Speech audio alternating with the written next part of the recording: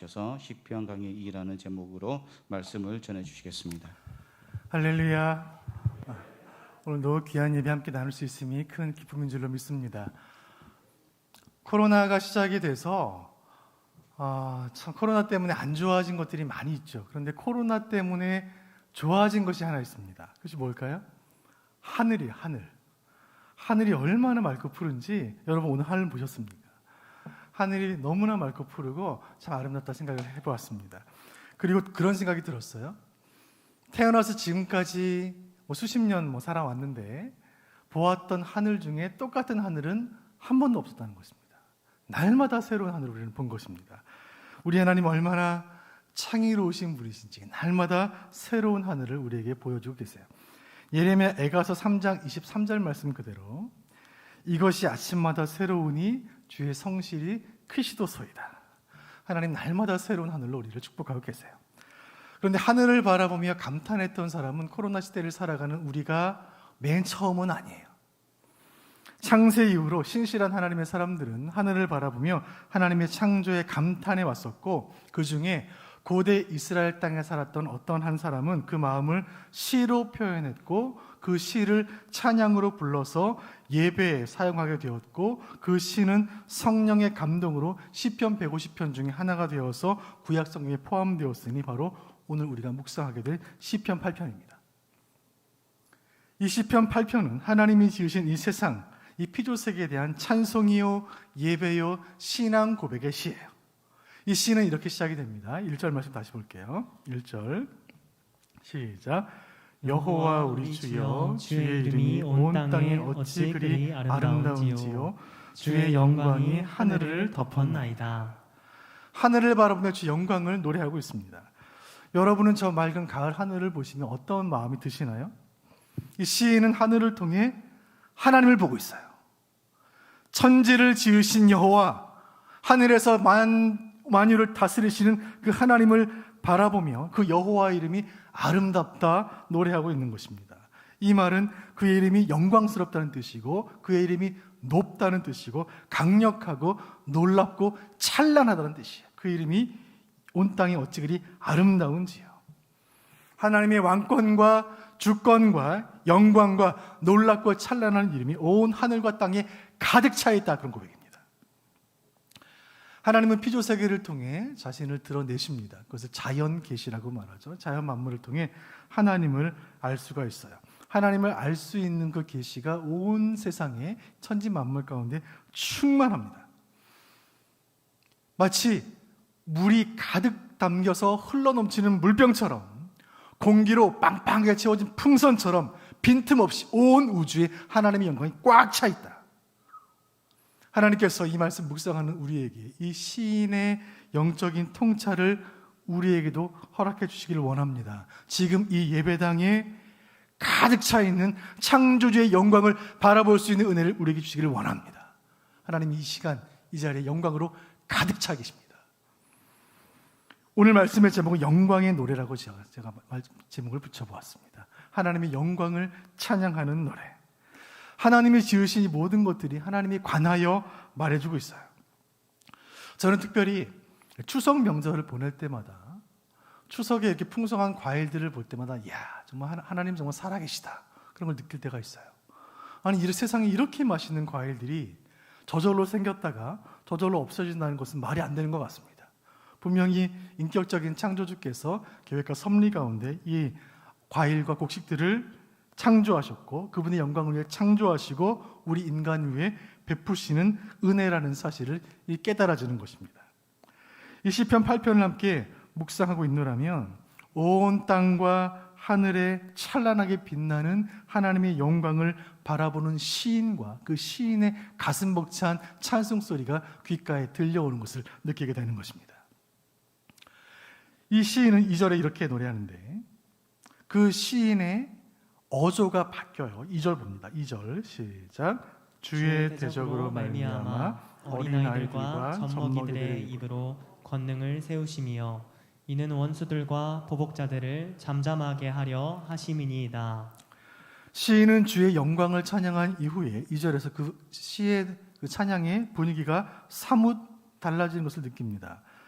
이 2절에는 주의 대적, 원수, 보복자 이런 말들이 등장해요. 여기에 주의 대적이라는 말은 하나님의 통치, 우주를 다스리시는 하나님의 통치를 거부하는 사람, 우리 인간의 삶의 역사에 개입하시는 주님의 손길을 거부하는 사람, 세상의 권세자들, 자기 힘을 믿고 자기 생각을 주장하는 사람들, 영광을 하나님께 돌리지 않는 자들, 하나님의 영광을 자신이 취하는 교만한 자들을 가리키는 말이에요. 주의 대적들. 그리고 이 2절 말씀 가운데 이 대적들과 반대되는 사람들이 있죠. 시어 가운데 어린아이들, 젖먹는 아이들로 표현된 사람들입니다. 이 사람들은 창조 세계에 나타난 주님의 영광과 계시를 믿는 사람들, 하나님을 창조주로 믿고 자신을 피조물로 인정하는 겸손한 사람들이에요. 세상에는 두 종류의 사람들이 있습니다. 하나님 받으셔야 할 영광을 자신이 취하는 교만한 사람들, 그리고 어린아이의 심정으로 하나님의 주권을 의지하며 오직 하나님께만 영광을 돌리는 겸손한 사람들. 여러분, 하나님은 이 둘 중에 누구를 통해 권능을 세우실까요? 이 험한 세상에서 정말 어린아이처럼 사는 사람들이 있습니다. 주님만 의지하는 사람들이 있어요. 어린아이들과 젖먹이처럼 약해 보이는 성도들, 여러분, 그들이 무슨 능력이 있을까 세상은 생각하겠지만 시편 8편은 이렇게 말합니다. 그렇지 않다. 그렇지 않다. 하나님만 의지하는 성도, 작은 일에도 주님께 매달리는 성도, 길을 가다가 고양이만 봐도 엄마 부르며 아빠 뒤에 숨는 그런 마음을 가진 성도, 배고프면 그저 울며 엄마를 부르는 젖먹이 같은 심정으로 그저 주님만 부르는 성도들, 엄마밖에 모르는 아이처럼 주님밖에 모르는 사람들, 학교 다녀오면 학교에서 있었던 일들을 미주알고주알 엄마한테 다 털어놓는 아이처럼 내 인생의 크고 작은 이야기들을 다 하나님 앞에 기도 시간에 내어놓는 사람들, 엄마 말에는 무조건 순종하는 아이처럼 하나님 말씀이라면 무슨 일이 있어도 세상 없어도 순종하는 그런 사람들. 주님, 나는 약하오나 주님이 강함되어 주옵소서. 주여 은혜를 주옵소서. 부르짖는 사람들, 기도하는 사람들. 시편 8편은 우리에게 이렇게 말합니다. 우리 하나님은 바로 그들을 통해 주님의 영광을 나타내신다. 그들을 통해 세상의 강한 것들과 세상의 교만한 것들을 다 잠잠케 하신다. 복음의 역사는 그런 것입니다. 예수님 이 땅에 오셨을 때 쟁쟁한 사람들, 대단한 사람들 많았습니다. 헬라의 철학자들 많이 있었고, 로마의 힘센 군인들 많이 있었고, 유대의 똑똑한 랍비들 많이 있었습니다. 그러나 그들을 통해 일하시는 것이 아니라 비천하고 보잘것없는 가난한 어부들의 입술을 통해 복음은 전파되었고 하나님 나라는 확장되었습니다. 그 대단했던 제사장들과 바리새인들이 그리스도를 찬양하지 않을 때 어린아이들의 입술을 통하여 다윗의 자손 예수여 찬양하였습니다. 그리고 하나님의 은혜는 그렇게 가장 약해 보이는 사람들, 가장 부족해 보이는 사람들, 별로 대단해 보이지 않는 그런 사람들 통해 하나님의 역사는 이루어져 온 것입니다. 이것이 성경의 가르침이고 2000년 교회 역사가 증언하고 있는 교훈이에요. 하나님께서 약한 자들을 통해 그 영광을 나타내신다면 바로 저와 여러분을 통해 하나님께서 그분의 영광을 온 세상에 선포하게 되실 줄을 믿으시길 바랍니다. 우리를 통해 그 일을 하실 거예요.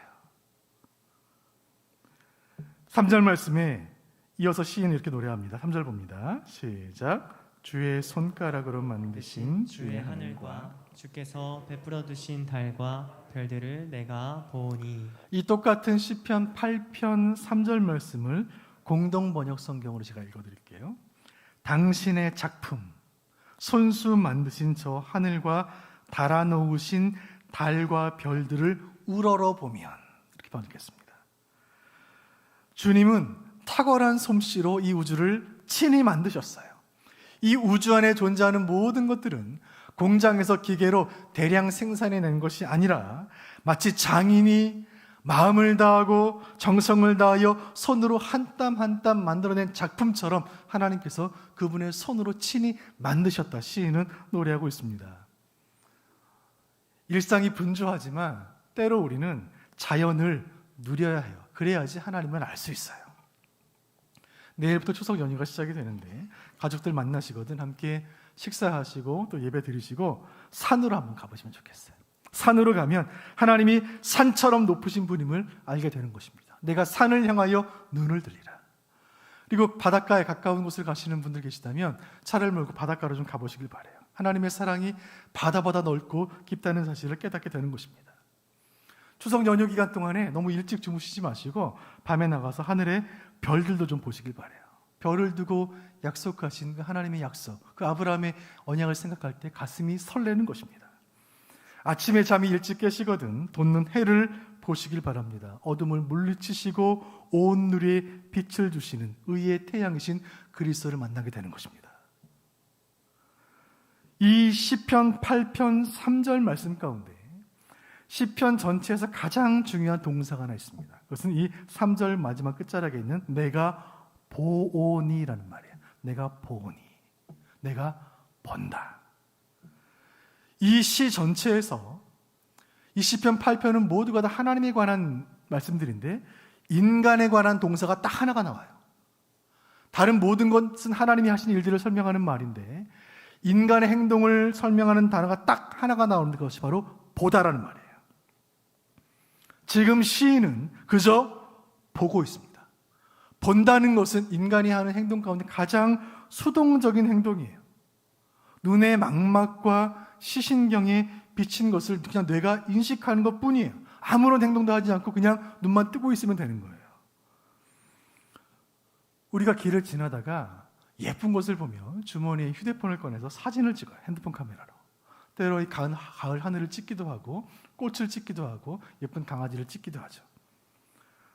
예쁜 것을 보면 뭔가 자세히 보고 찍기도 하는데 너무나 아름다운 광경을 보면 너무나 대단한 풍경을 보면 그저 멍하니 한참을 바라볼 수밖에 없어요.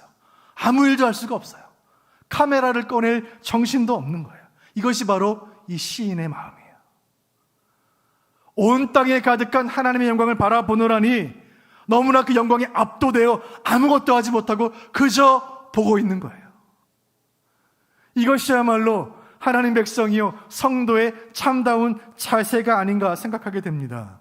모든 주권은 창조주께 있고 모든 역사의 주도권은 하나님께 있다는 것을 인정하면서 우리는 하나님이 하시는 일을 그저 바라보는 거예요. 하나님의 구원을 바라보는 것입니다. 시편 46편 10절 11절 말씀 한번 보겠습니다. 같이 봅니다. 시작. 이르시기를 너희는 가만히 있어 내가 하나님 됨을 알지어다. 내가 뭇 나라 중에서 높임을 받으리라. 내가 세계 중에서 높임을 받으리라 하시도다. 만군의 여호와께서 우리와 함께 하시니 야곱의 하나님은 우리의 피난처시로다. 아멘. 하나님이 함께 하시니 너희는 가만히 있어서 내가 하나님 됨을 알지어라. 내가 하는 역사를, 내가 베푸는 은혜를 그저 바라보라 주님 말씀하십니다. 이 저녁에 시편 8편의 이 말씀을 묵상하는 우리 모두는 하나님이 하시는 크고 놀라운 위대한 일들을 우리의 눈으로 직접 목도하는 은혜 주시기를 주님의 이름으로 축원드립니다. 우리 인생에, 우리 가정에, 우리 대한민국 땅에, 이 나라 역사 가운데 코로나 2년차를 보내는 이 가을에 하나님이 하시는 놀라운 일들을 그저 바라보게 되는 큰 은혜 주시기를 간절히 소원합니다.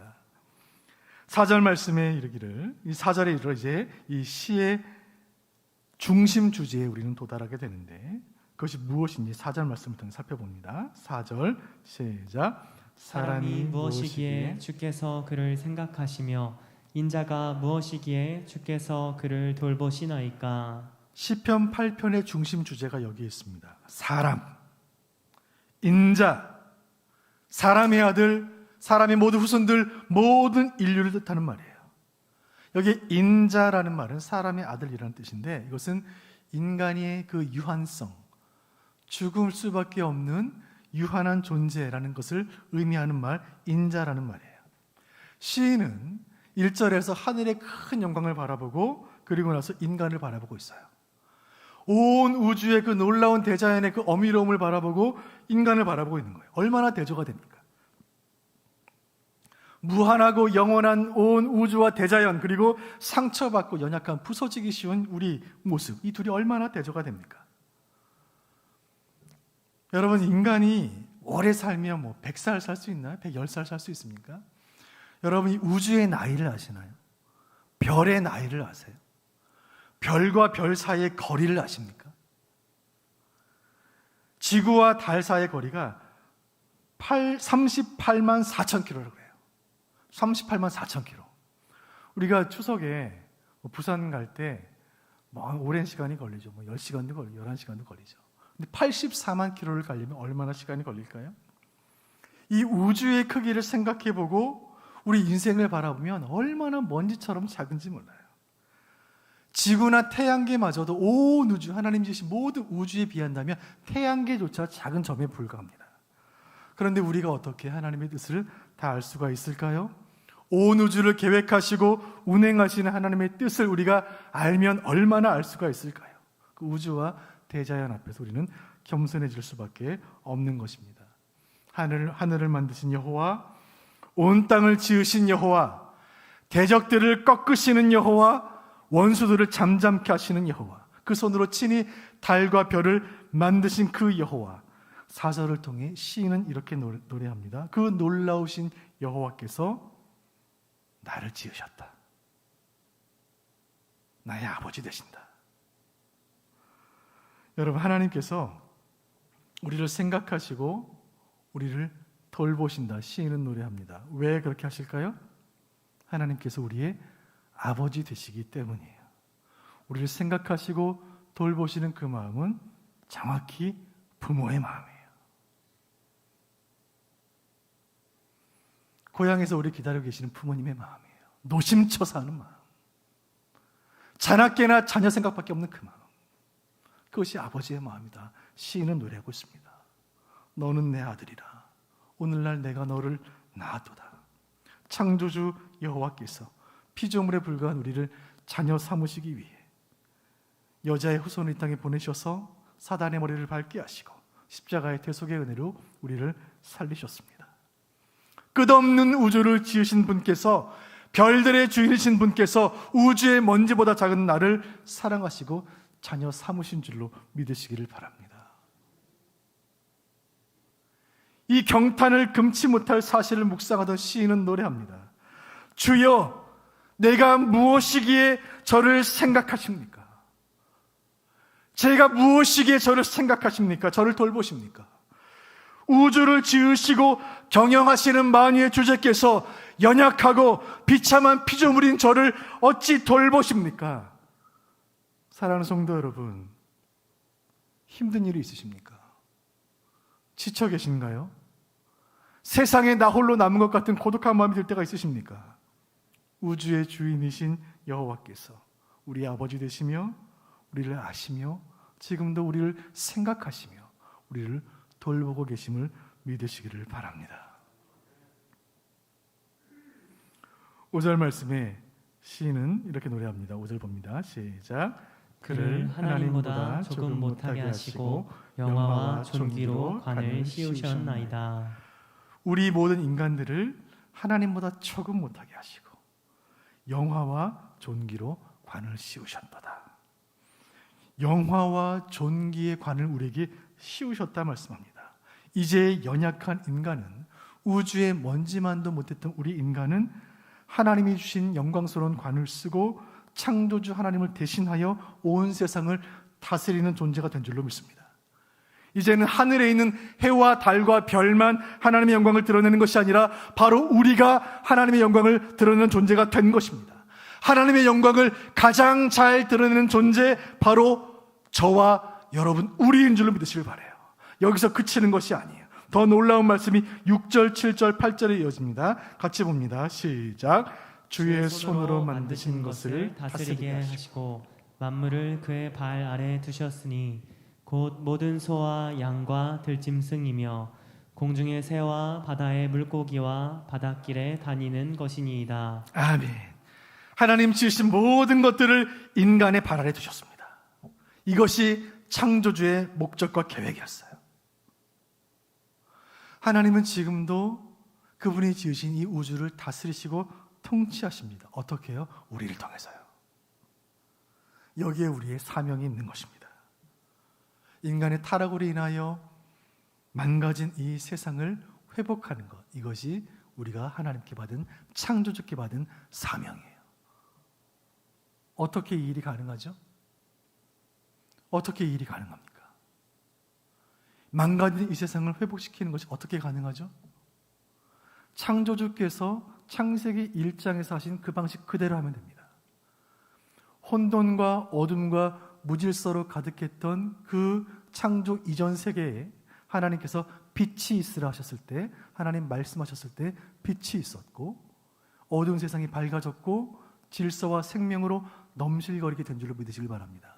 하나님이 말씀하시자 무질서가 질서로, 혼돈이 생명으로 변하게 되었습니다. 여러분, 지금 이 땅이 망가져 있고 훼손되어 있고 무질서하다면, 우리가 하나님 말씀을 대언하고 하나님 말씀을 증거하면 하나님의 창조의 역사가 우리를 통해 다시 한번 재현될 줄로 믿으시기를 바랍니다. 우리가 말씀을 전하면, 우리가 복음을 전하면 빛이 있으라 말씀하신 그 말씀의 능력에 따라 온 천지의 우주의 모든 어둠이 물러갔던 것처럼 이 땅의 모든 어둠이 물러가고 하나님의 영광이 이 땅에 임할 줄로 믿습니다. 이것이 전도예요. 예수 믿지 않는 사람 교회에 데려오는 것, 구원받게 하는 것, 그 이상의 훨씬 깊은 의미가 이 복음 전파에 담겨 있습니다. 이 말씀이 우리에게 주어져 있는 거예요. 모든 말씀 묵상을, 이 자연계시와 특별계시에 대한 묵상을 마친 시인은 마지막으로 9절에 이렇게 고백합니다. 시의 결론이자 시의 완성입니다. 9절 같이 봅니다. 시작. 여호와 우리 주여, 주의 이름이 온 땅에 어찌 그리 아름다운지요. 1절에서 고백했던 그 고백과 동일한 고백이지만 천지 만물을 다 묵상하고 하나님의 섭리를 묵상하고 우리 인간의 연약함을 묵상하고 하나님께서 우리에게 말씀과 영광의 관을 씌우셨다는 사실을 묵상하고 나니까 주의 이름이 더 놀랍게 다가오는 거예요. 주의 이름이 온 땅에 어찌 그리 아름다운지요. 아마 1절의 찬양보다 9절의 찬양 훨씬 더 큰 목소리로 두 손 번쩍 들고 찬양했을 것 같습니다. 그 놀라우신 여호와께서 우리에게 하나님이 주신 세상을 다스리라 하셨고 이 우주 만물을 우리에게 맡기셨고 하늘 왕의 주권을, 통치를 위탁받은 존재가 바로 나라는 사실을 깨달은 시인은 교만해지는 것이 아니라 더욱 겸손해졌습니다. 창조주 앞에 무릎을 꿇습니다. 인간의 모든 철학, 인간의 모든 사상, 인간의 모든 종교의 참된 출발은 창조주를 인정하는 것으로 시작되어야 합니다. 그렇지 못했기 때문에 인간의 모든 철학이 인간을 행복하게 만들지 못하는 것입니다. 창조주와 나와의 관계, 창조주와 세상과의 관계, 나와의 세상과의 관계, 이것을 깊이 있게 탐구하는 것이 우리 크리스찬들이 이 땅에서 해야 할 일이고, 시인은 바로 오늘 말씀 묵상을 통해 그 일을 하고 있는 것입니다. 밤하늘에 등처럼 걸려있는 둥근 달, 밤하늘을 수놓은 누군가 뿌려놓은 금가루 같은 은하수의 수많은 별들, 모두가 창조주께서 친히 그 손으로 만드신 작품이라는 사실을 시인은 깨달았습니다. 그리고 그 우주와 하늘을 바라보는 가운데 그 시인은 다른 인간의 모든 철학자들이 그랬던 것처럼 길을 잃어버리지 않을 수가 있었습니다.